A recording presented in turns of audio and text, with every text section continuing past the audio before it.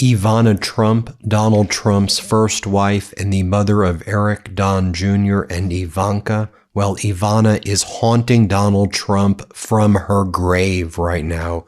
She is buried in the back lot of Bedminster, where, according to the latest photographs from the Daily Mail, it was the burial site was surrounded by all of these shrubs and was kind of cast aside. It's just so utterly ghoulish what the Trump family has done to Ivana. But as you'll recall, she died under very mysterious circumstances.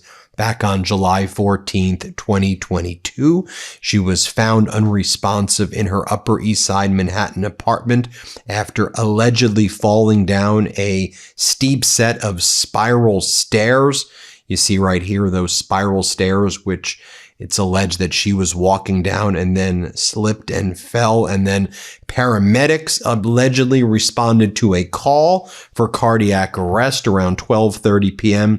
and pronounced her dead at the scene. The New York City office of the chief medical examiner ruled the cause of death blunt impact injuries to the torso from the fall, and the manner of death was called accidental. You'll remember the scene where then her alleged casket was moved and then it was transferred to Bedminster. You can see on this map right here where it was buried in Bedminster. It's kind of like right behind the first tee, kind of in like the like the foresty area.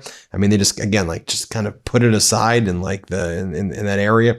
But let's talk about what's going down, because her name appeared recently in the Epstein files as well.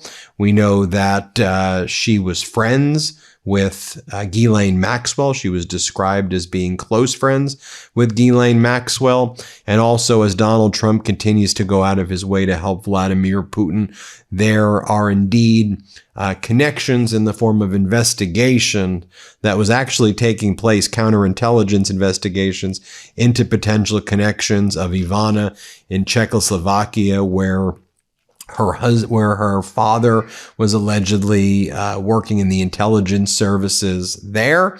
And then Donald Trump and Ivana took a very suspicious trip to Russia in 1987 with a KGB-sponsored group, and they were given a tour there. But you take a look at some of these documents from the Epstein files, like this message right here from Hollywood publicist Peggy Segal to Jeffrey Epstein. This is in 2009 about Donald Trump's ex-wife, Ivana. Here's what this email said that's been surfacing lately. It says, on the way to Club 55 for the last time. It says, saw Ivana Trump last night. She is a shell of the gal she was from all of the booze. Very sad. Barely recognizes her friends. Joan Collins holding court. Have to schlep to her mountaintop cabin for cocktails, got out of dinner. So she's mentioned that way. And then, of course, there is the interview that Donald Trump gave recently with CBS, where, well, I'll just show you what he said after the manifesto surfaced from the individual who they were alleging was the shooter in the D.C. Correspondents' Dinner. Here, play this clip of what Donald Trump said, just to remind you. You're horrible people, horrible people. Yeah, he did write that. I'm not a rapist. I didn't rape anybody. Do you think he was referring to you? Excuse me. I'm not a pedophile. You read that crap from some sick person. I got associated with all stuff that has nothing to do with me. Now, I want to give you a trigger warning here, but as Donald Trump said that, you can see what was going on in his mind, because The Last Tycoon, a biography of Donald Trump, and it's called The Lost Tycoon, rather, The Many Lives of Donald Trump by Harry Hurt. And here's what was described in this book by Harry Hurt. And again, trigger warning right here. This is about Ivana Trump. Ivana Trump has been relaxing in the master bedroom of the Trump Tower triplex, thinking about the trip she will be going to take to Tahiti. The trip will not just be for a vacation. It has to do with the Donald's business. Lori Edis, the widow of the late Trump gaming division executive Mark Edis, will be going with her. Ivana has been hoping the trip will help them get over the tragedy of the helicopter crash. Suddenly, according to Ivana, the Donald storms into the room. He's looking very angry and he's cursing out loud. "Your fucking doctor has ruined me," he screams. The Donald flings Ivana down onto the bed. Then he pins back her arms and grabs her by the hair. The part of her head he's grabbing corresponds to the spot on his head where the scalp reduction operation has been done. The Donald starts ripping out Ivana's hair by the handful as if he's trying to make her feel the same kind of pain that he's feeling. Ivana starts crying and screaming. The entire bed is being covered with strands of her golden locks, but the Donald does not finish. He rips off her clothes and unzips his pants. Then he jams his penis inside her for the first time in more than 16 months. Ivana is terrified. This is not lovemaking. This is not romantic sex. It is a violent assault. She later describes what the Donald is doing to her in no uncertain terms. According to the version she repeats to some of her closest confidants, "He raped me." When the Donald finally pulls out, Ivana jumps up from the bed. Then she runs upstairs to her mother's room. She locks the door and stays there crying for the rest of the night. The next morning, Ivana musters up the courage to return to the master bedroom. The Donald is there waiting for her. He leaves no doubt that he knows exactly what he did to her the night before. As she looks in horror at the ripped out hair scattered all over the bed, he glares at her and asks with a menacing casualness, "Does it hurt?" On April 7, 1993, when the first printing of The Lost Tycoon was awaiting shipment, the publisher, who had met with Donald Trump and his lawyers on March 3rd, received the following communication from Donald Trump's lawyers. "The statement by Ivana Trump does not contradict or invalidate any information contained in this book, and it is included here only to give full expression to differing points of view on an important event." Let me just share with you what Harry Hurt says himself, so you don't have to hear it from me. This was the Trump biographer, and here's what he says, and then he reads the statement from Ivana after this was published. Here, play this clip. He comes in a rage and starts pulling Ivana's hair, and then, according to her sworn deposition testimony in their divorce, he raped me, she said. She was so... this was according to her deposition. Sworn under oath during the divorce case. He raped me. He raped me. At this point, she is terrified. She runs out of the room, runs down the hall to her mother's room, and locks the door behind her, stays up crying all night. The next morning, again, according to her testimony, she comes creeping out of the thing, sees him, and he goes, "Did it hurt?" The subsequent divorce settlement included a gagging order, preventing Ivana from publicly discussing their marriage. When Hurt's book was published, it included a statement from Ivana. "I wish to say that on one occasion during 1989, Mr. Trump and I had marital relations in which he behaved very differently towards me than he had during our marriage. As a woman, I felt violated, as the love and tenderness which he normally exhibited towards me was absent. I refer to this as a rape, but I do not want my words to be interpreted in a literal or criminal sense." Trump denies this story, and more recently, Ivana has described it as being totally without merit. Did he ever threaten to sue you over the publication of those details? No, he did not. There was nothing they could say because it was sworn testimony by Ivana. Beyond just the sexual particulars here, it is evidence to me of a very unstable personality that's been unstable for a very, very long time. And this isn't someone whose hand should be on the nuclear football. It's just quite that simple, I think. Now, I want to share this with you as well. This is Ivana before. This was kind of shortly before she died under these mysterious circumstances. Let's play it.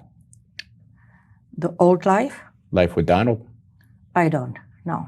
Nothing really changed. I have a beautiful home here. I have a spectacular apartment in Miami.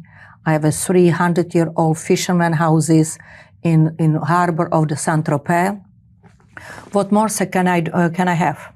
Here's a video of Ivana talking about how the divorce from Donald in 1990 or so was so traumatic for her and her father that's potentially one of the reasons that her dad died of a heart attack, she says. Here, play this clip.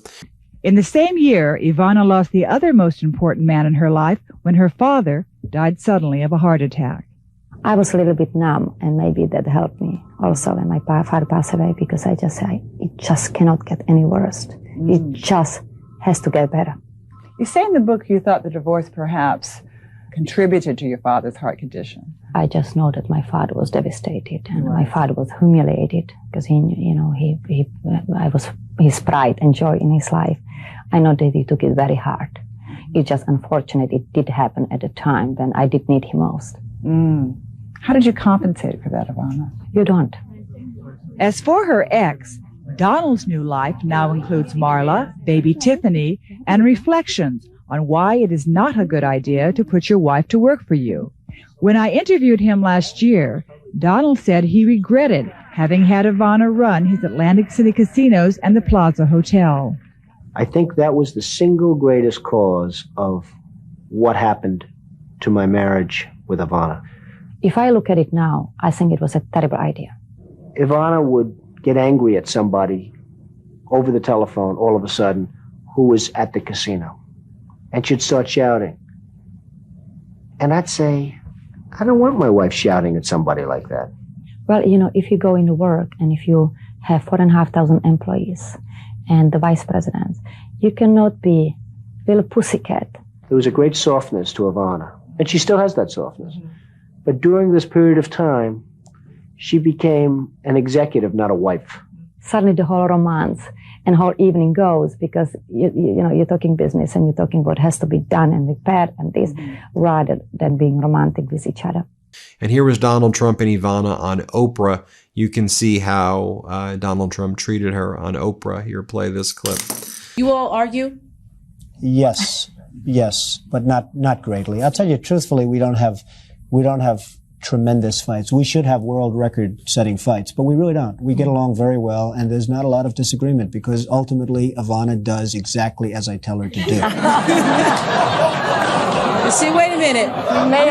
Chauvinist. Right, men? Is that right? Huh? Then there's this from The Guardian. Czechoslovakia ramped up spying on Trump in the late 1980s. The Communist Intelligence Service in Prague stepped up its spying campaign against Donald Trump in the late 1980s, targeting him to gain information about the upper echelons of the U.S. government. It goes and talks about how the Czechoslovakian secret police carried out a long-term spying mission against Trump following his marriage in 1977 to his first wife, Ivana. It talks about Ivana's father, Milo Zelnik, gave regular information to the local secret police about his daughter's visits from the U.S. on his celebrity son-in-law's career in New York. Zelnik was classified as a conspiratorial informer.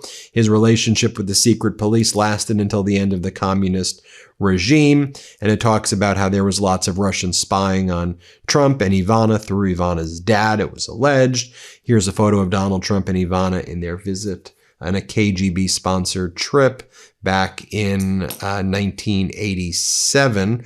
Then going to this Bloomberg article from 2023, FBI releases secret files on Ivana Trump. Donald Trump's first wife, Ivana, was under FBI counterintelligence inquiry into allegations about her connections in her home country of Czechoslovakia in the 1990s, according to excerpts from her FBI file obtained by Bloomberg. The inquiry spans several countries, with U.S. legal attaches in Canada and Europe instructed to inquire about the circumstances of her immigration from then communist Czechoslovakia to Austria, and then later to Canada, and then to look into her associations with individuals associated with the KGB and with secret police there as well. And then I'll leave you with this also. Well, two more facts. Ivana's townhouse where she died recently sold for $14 million after a $12.5 million price cut. Property records show the opulent Upper East Side townhouse sold on February 27th for $14 million. It's a $12.5 million price cut from the original $26.5 million that they were selling it for. And again, I just think about how ghoulish it was that the Trump family buried her in the back lot of Bedminster. And you can, again, right behind that first tee, like right in the tree area, the area of the trees. It's so utterly disgusting. Then victims of Ghislaine and victims of Jeffrey Epstein describe Ghislaine as being very close friends with Ivana. So in terms of what Ghislaine knows as Ghislaine's positioning for a pardon, here, play this clip of one of Epstein and Ghislaine's victims, survivor, Maria Farmer. Here, play this clip. Ivana Trump was like her best friend. And with Ivana. Yeah, with Ivana, then, I described that, you know, she'd be there. That was creepy. So at the time, Ivana had this, she was doing QVC, selling jewelry, right? Online. I mean, on TV. She was like a QVC queen. Donald Trump. And Donald Trump was always hanging out with Epstein, and Ivana was always hanging out with Ghislaine. Right. And Ivana would say, we're going to go pick up Ivana, or Ivana's going to come. And we'd ride in the car with her. And I remember one occasion where Ghislaine's like, I have to get out right now. And she went and got a number from a child, and I saw in a uniform. Yeah. And everybody knew what they were doing. Everybody who surrounded them knew exactly what they were doing. And but how often? Did you go for rides often with her and Ivana? Or, yes. And would she pick up girls all the time? Yes. She didn't bring them in the car. She would get their phone numbers. Right. But she would drive by schools. Right. So as they got out. So would she? Yeah. And what's Ivana doing at this point? What are they sitting in the car? And I'll never forget, because they went one day, I was really weirded out by what had happened. I was really weirded out. So I'm sorry, my phone's beeping in. Just give it a second. But anyway, I've got to go in a second, but I just wanted to tell you, I was weirded out when they were driving around with this. So Ghislaine, to shut me up, gave me one of those cheap bracelets Ivana was selling on QVC and said, Ivana wants you to have this. And I threw it in the garbage. Yeah, well, there you have it, folks. Let me know what you think about all of this. Hit subscribe. Let's get to 7 million, and thanks for watching. Love this video? Support independent media and unlock exclusive content, ad-free videos, and custom emojis by becoming a paid member of our YouTube channel today. You can also gift memberships to others. Let's keep growing together.